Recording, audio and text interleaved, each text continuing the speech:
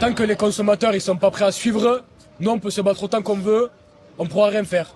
Donc, s'ils sont pas prêts à mettre 2 euros de plus pour avoir quelque chose de qualité, aujourd'hui les mentalités elles ont changé et les consommateurs ils ont plus ce truc de se dire je vais manger de la bonne qualité. Ils veulent juste manger à prix moindre pour avoir le plus à la fin du mois. Donc. Et les gens c'est que la plupart du temps ils ont pas le choix d'acheter le moins cher. C'est ça le problème.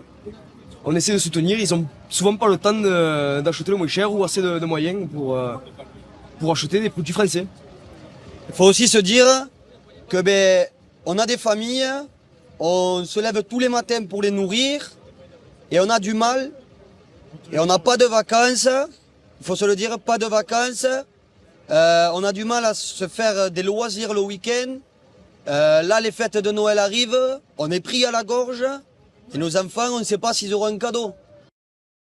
La situation agricole en France est catastrophique. Catastrophique, oui, totalement. Mais elle a été rendue catastrophique parce que ce que dit le jeune homme, il a raison. Il dit il faudrait que les Français achètent français, fassent un effort. C'est vrai qu'on a tous une responsabilité collective. Il faut qu'on essaie au maximum des fruits, des légumes, de la viande, tout ce qu'on peut. Il faut acheter français.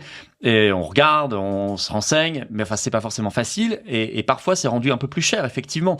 Mais pourquoi c'est rendu plus cher ? Mais parce qu'on n'arrête pas de signer des accords de libre-échange pour supprimer les droits de douane. Donc, regardez.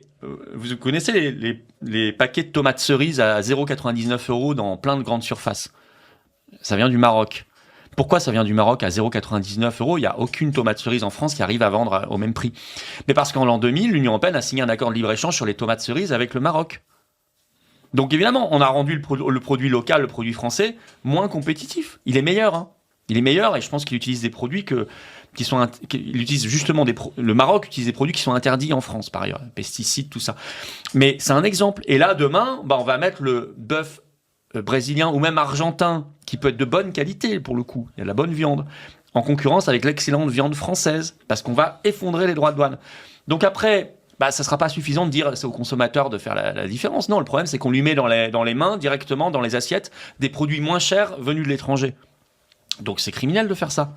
On devrait faire l'inverse, du patriotisme alimentaire et agricole, et donc taxer les concurrences déloyales étrangères, c'est l'inverse des traités de libre-échange. Ça supposerait que la France reprenne en main son commerce en sortant de l'Union européenne, parce qu'aujourd'hui c'est pas nous qui négocions notre commerce, ce qui est une aberration. 95% des pays du monde, encore une fois, tous ceux qui sont pas dans l'Union européenne négocient eux-mêmes directement leurs accords commerciaux, et c'est beaucoup plus performant parce qu'ils savent où sont leurs intérêts nationaux, ils savent où sont leurs lignes rouges. Nous, on n'a pas de ligne rouge, on ne sait pas quelles sont nos lignes rouges. Les lignes rouges des Allemands ne sont pas les mêmes que celles des Français ou celles des Polonais. Or, c'est une seule et même personne qui négocie pour tout le monde. C'est absurde. Et elle négocie très mal d'ailleurs. Von der Leyen, elle s'est fait avoir par Trump. La Suisse et le Royaume-Uni, finalement, ont eu un accord plus performant, seul avec Trump que von der Leyen en représentant l'Union européenne. Donc là, ce qu'il faut faire. Et c'est pour ça qu'on ne peut pas laisser simplement le consommateur, oui, il doit faire un effort, il doit faire le maximum, on doit avoir du patriotisme dans l'achat, c'est bien. Moi, j'essaie de le faire, on essaie tous. Mais on ne peut pas laisser le consommateur seul.